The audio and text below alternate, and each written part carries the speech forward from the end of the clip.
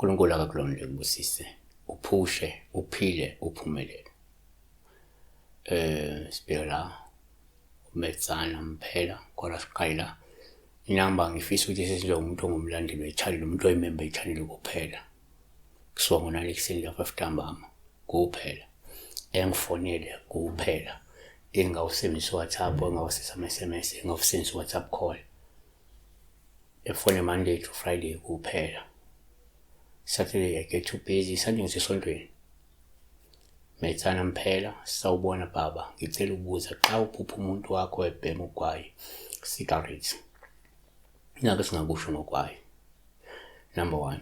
Ngokuqondile, uma uphupha umuntu kuwuphawu ngaba olungelubi uma ebhema.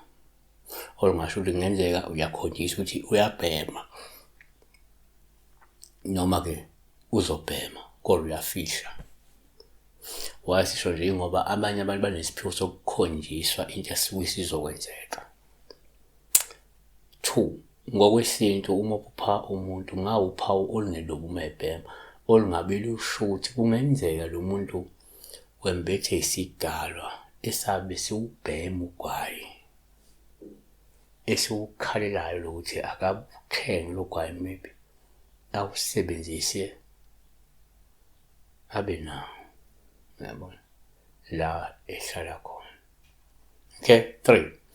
Kwesinye isikhathi uma uphupha umuntu ngokuyaba uphawu olubi uma ebhema, oselusho ukuthi kungenzeka lo muntu uthukuthele futhi uzokwenza inkulumo eshaqisayo maduze. Samuel wesibili chapter 22 verse 29.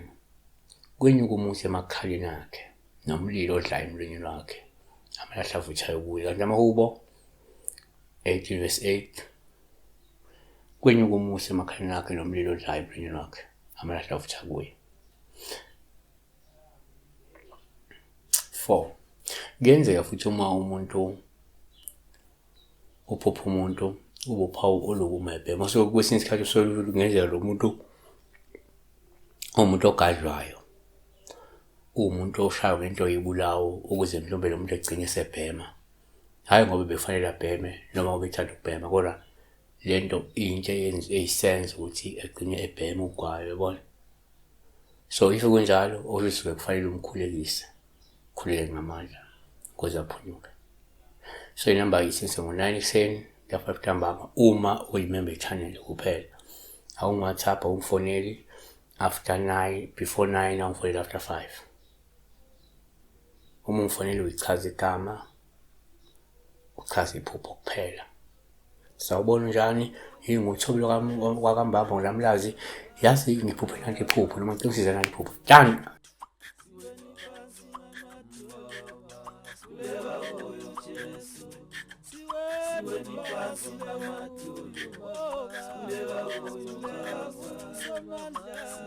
Siweni